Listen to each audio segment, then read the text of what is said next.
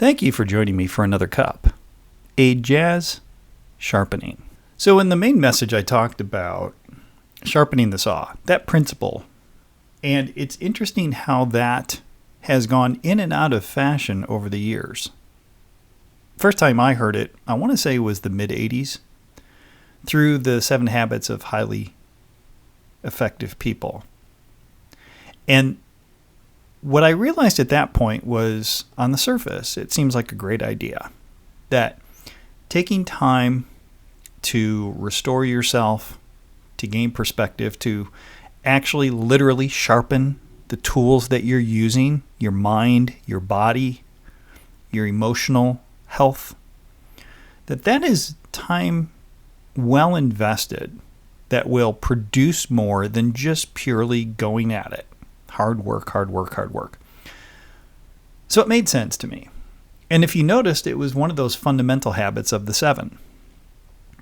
Things like begin with the end in mind and listen to understand, not to respond. Those were all tactical. But this was a strategic principle. Something that produced more with all the other habits in mind. And that's why it was I can't remember if it was the first or the 7th habit, but in any case, it was distinguishable from the other habits.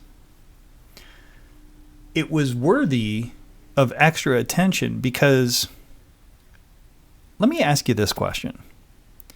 If I asked you, when is the last time you gave yourself 30 minutes of joy? Would you be able to tell me? Was it recently? Or was it maybe a vacation you took last year or years ago, or you don't even know the last time you did that? What's interesting is when we lose the ability to give ourselves a gift like that, and even if you can, do you do it regularly?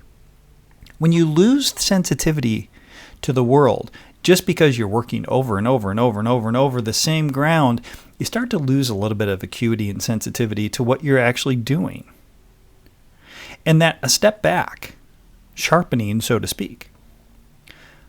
And in many cases, that sharpening happens when you completely divorce yourself from the hustle mindset. It's the only way that it works. Because if you just kind of rest, kind of sharpen the saw, I'm going to go ahead and take 10 minutes here or 20 minutes here. The truth is you have to mentally, and the time is really irrelevant. What's important is the change in your mentality. Let it go. You can be working hard all week, but if you don't give yourself, there's a reason that the modern work week is 5 days with 2 days off on the weekend. It's because, believe it or not, the 8 to 5 or 9 to 5 work week was developed for factory workers because they found that they could only work so long before they started to see the law of diminishing returns. Then after somebody worked 40 hours a week, they just weren't as productive after that. So the cost of those incremental hours beyond 40 really was low. Now, we still work a lot on that basis, don't we? And I think the principle is correct, no matter what schedule you work, because so many people now are working 40, 50, 60, 70 hours a week. How do you do that week after week after week? Well, if that's what you want to do, you can. But the key is to avoid burnout by giving yourself this sharpening time.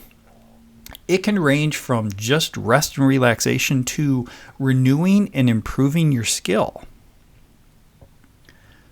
So there's a reason our schedules kind of are forced to be the way they are.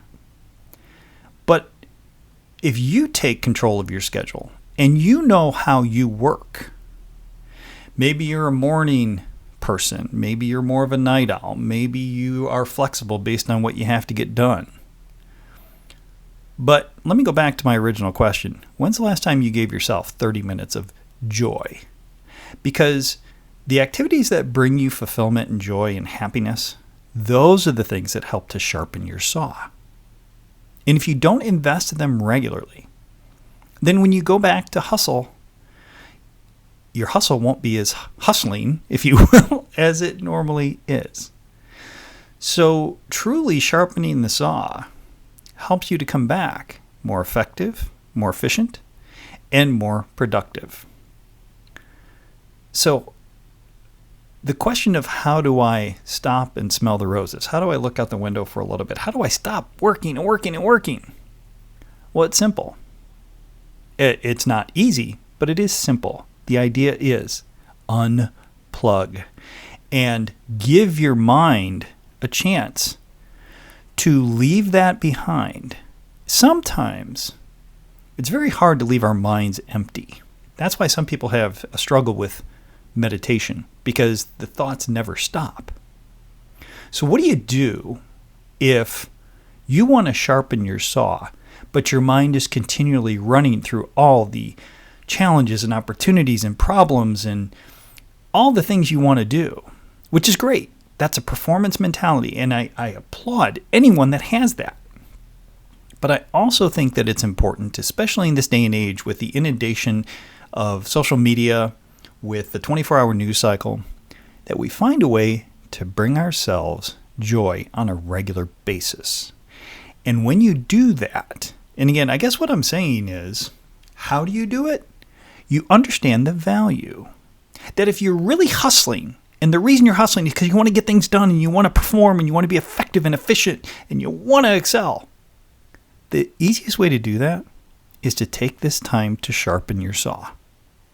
Because much like a car or any appliance, our minds that are under constant stress, strain, and work have planned obsolescence. We cannot be on 24/7 in perpetuity.